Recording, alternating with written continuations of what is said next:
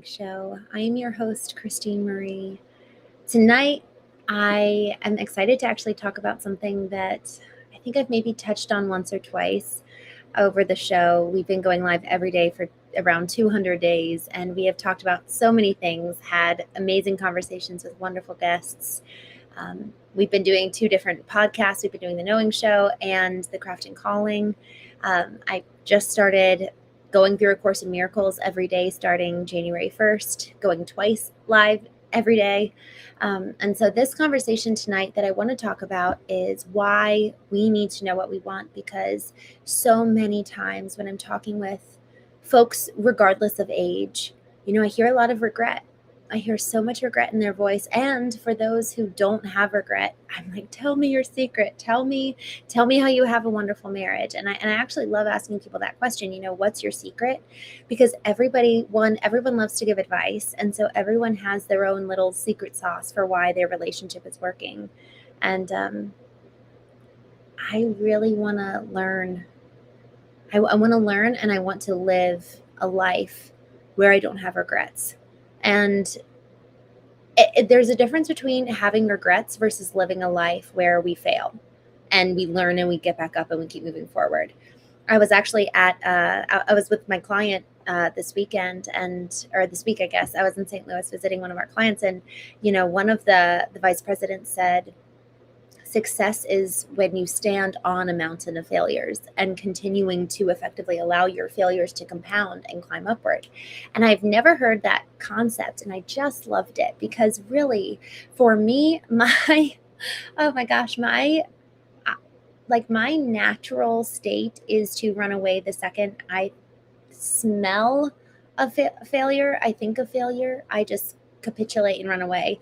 When I was, I guess, in 11th grade, the SATs came in, like the SAT test to sign up for it came in, sign up for it. And I hid it from my parents, and I never took the SATs, which is crazy. And I just didn't want to. I was afraid of what would happen. And, when we think about this concept of knowing what we want, we actually need to face the person in the mirror of what happens if you don't get it.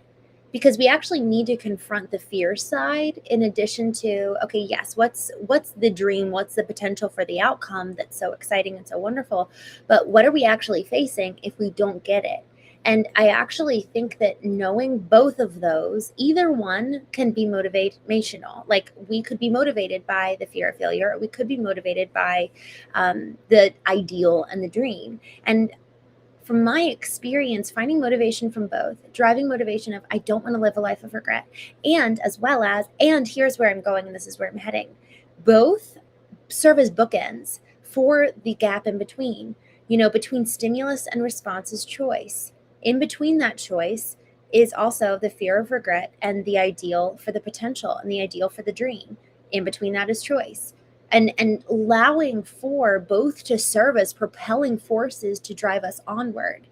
As we're striving for the ideal, let us not forget what lies behind. There's something actually around that's very biblical, of remembering what came before us, remembering what lies behind, and not forgetting that, and allowing gratitude to actually propel us forward. So it's not necessarily perhaps even fear of where we might end up or who we might become or what is the alternative of not getting what we want. Perhaps it's actually the gratitude for how far we've come, to look and live in the gain. And then also clearly aware of the gap. We need to be aware of both and allow us to effectively cultivate the tools and the skill sets to be able to leverage both the gap and the gain. I don't think it's one or the other, because when we know what we want and we know what our dreams are, we can actually effectively strive towards something. We now have bowling pins set in place. Otherwise, we're just bowling aimlessly and we're just fixated on, oh, look how far we came.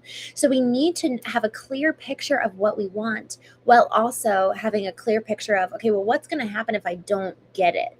Where actually, what do those, when we think about having bumpers and guardrails up when we're bowling, what do the gutters of our lives actually look like? Like, if my ball was to actually miss the target and actually go into the gutter, what is that analogy for me? A couple of days ago, we talked about the allegories of our lives. what are those past stories and lessons that we can learn from and pull from and derive meaning and wisdom to then guide us forward, so that our values and, oh, I love this, I've never thought of it this way, our own allegories can serve as bumpers on the guardrails to guide us towards our goals. Our very own allegories. I think that that's one of the most beautiful ways to live, is being guided by our own lessons learned. And part of that, in order to live that way, is actually deriving meaning from the smallest little nuances and taking the allegory and the story and examining it and being curious about almost anything that happens. Taking stock of every day. What's the little lesson here for me? What are the wins? What are the areas to be grateful for? Where did I fail? Where did I miss the mark? And then what would it look like if I was to do it better and do it different?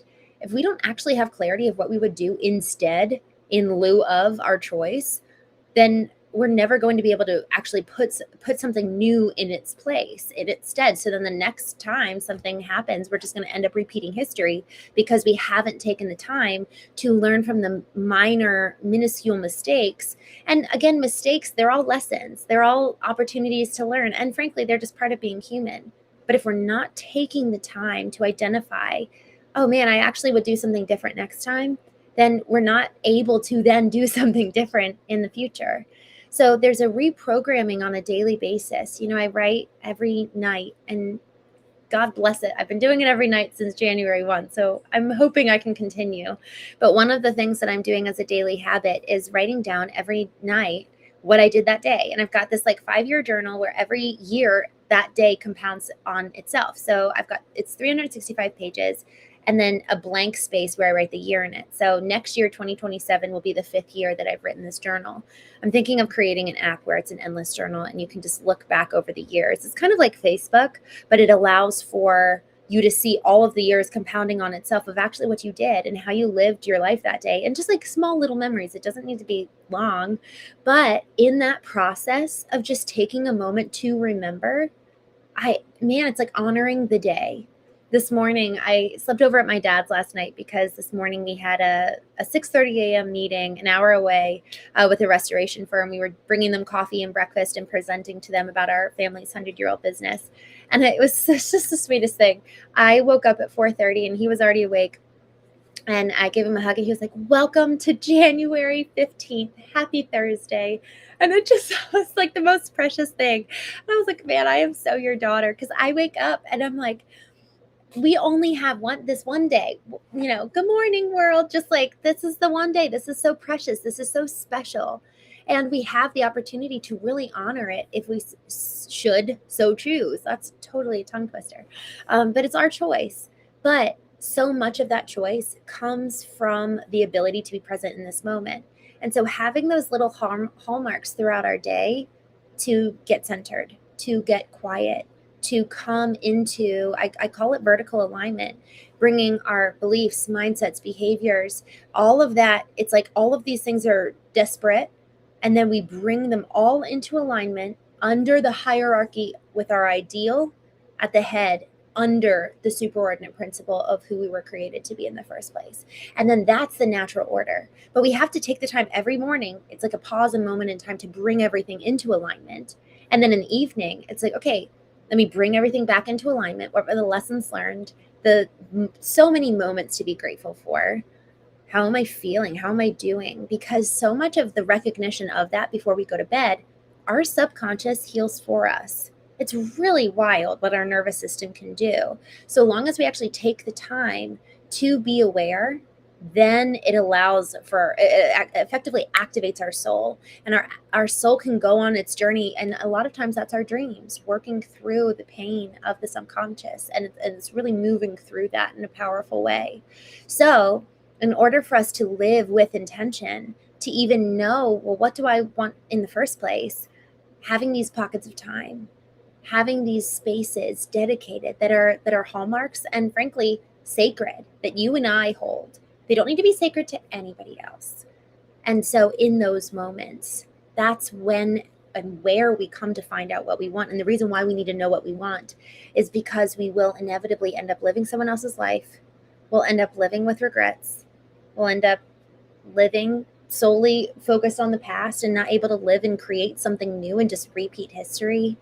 Another reason for that, and this kind of falls in line with, not having regrets, but making the most, like truly making the most, writing our own story. Like, that's the thing that's so exciting, is that we don't realize, my glasses are dirty. We don't realize how we really are the authors of our own story. I did not realize that even after I started the process of knowing myself and emotional intelligence and like starting to be like, what the heck does all of this mean? I have no idea. As I started that process, it was only this year, or 2025, I think, that I really realized how much, put my glasses on wrong, how much power I have in writing my own story. I was actually driving towards my condo last summer, and I just had this thought. I was like, if I was the author of my life, I would 100% make it a good story. I would add in the twists and turns. I would add in the heartbreak. I would add in the lost moments. I would add in the lessons. I would add in the heightened moments too. I would have a good story be filled with all these beautiful moments. And otherwise it's boring. If it's all up here or all down here, it's just, who wants to listen and read and watch that story? And so really every good author knows that there's going to be highs and lows, because that's the arc. And so with that, if I was to be the author of my life, what would I actually entail? I would actually entail some hard times so that I could learn the lesson. I would also learn from the moments that aren't so hard if I was to actually be the author of my life. So to actually put ourselves in the writer's chair, in my book Knowing, I actually draw on the movie A Christmas Carol.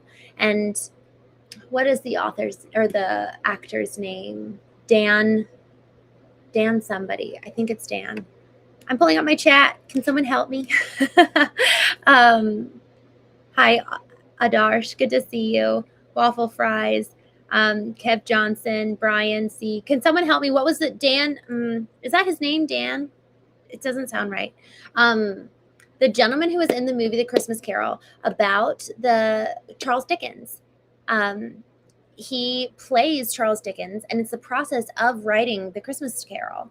And it's so fun. It's such a fun film, because as he's writing this story, he's effectively writing from his own experience. And the characters, once he comes upon them, once he actually sees them in his mind's eye, they come alive. He sees them in front of him, and then they're part of the movie. And each one that comes forth actually represents an element from his past that he has yet to reckon with. And only after he has reckoned with it is he then in control of it. So there's these characters in our mind's eye, in our experience, that frankly really come in and hold a power over us until we have done the work to reconcile. Stevens. Hold on. I'm going to Google this. Christmas Carol movie. Oh no. I think it's a Dan Stevens. Dan Stevens. That's what it is. I think that's what it is. The man who invented, Dan Stevens starred as the author. There we go. Dan Stevens. I was right.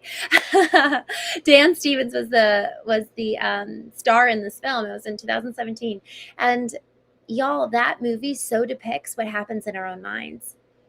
Once we start getting more clear on what we want, we can actually bring those voices in our head into submission, into this posture of subservience to a higher ideal, into a future goal.